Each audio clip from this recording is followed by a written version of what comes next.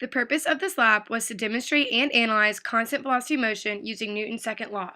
Through the use of motion analysis, simple mathematical computations, and a comparison of the motion data to a computational model, it is determined that constant velocity motion can be accurately simulated through experiment.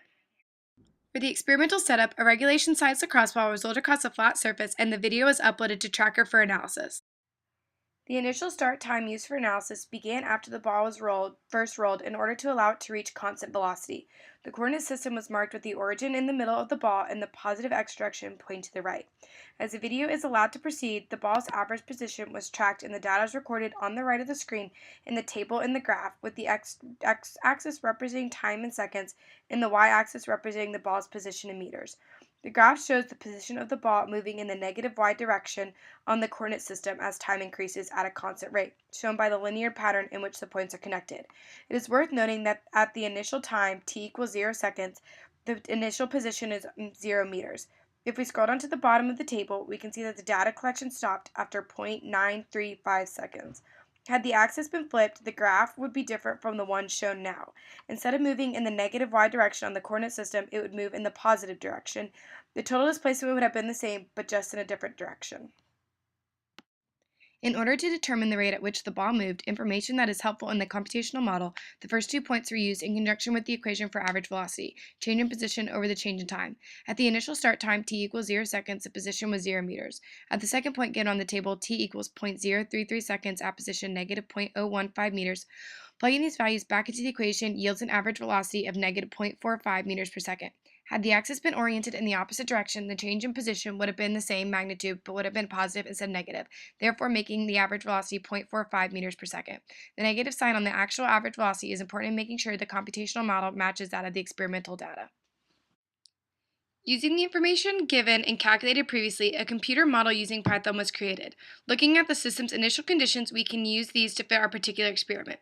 The average mass of a regulation lacrosse ball is 0.143 kilograms. Using the information from the table and tracker, we can start our initial position at the origin at 0.000 and set the velocity at negative 0.4500, the calculated average velocity with the motion moving horizontally along the x-axis. Moving further down the code, we move into the while loop, which will run in time steps of 0.01 seconds up to 0.935 seconds, the length of the analyzed piece of video. Because the ball experiences constant motion, the external forces on the ball does not affect the ball's motion. Therefore, the net force on the ball is 0. It is possible to determine at least 2 factors that act on the ball during motion that sum to 0.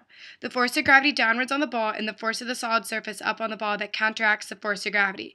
If these 2 forces did not counteract each other with the same magnitude but in opposite directions, the ball would experience motion either up or down depending on which force had the greater magnitude.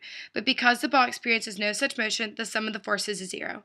Moving further into the while loop, the ball's velocity and position is modeled by Newton's second law of motion, using the initial velocity, net force, mass, change in time, and initial position. After running the code, we get a graph that looks similar to the one that is given in the tracker analysis, and a model of the ball's position that mirrors the one recorded for the data. The information generated in the computer model can then be used to compare the paths of the model position to the experimental position. The graph shows the comparison of the positions of the model and experimental data. The data generated by the model is represented by the solid red line, and the data generated from the experiment is represented by the blue dots. As the graph shows, the experimental data closely fits that of the computational model.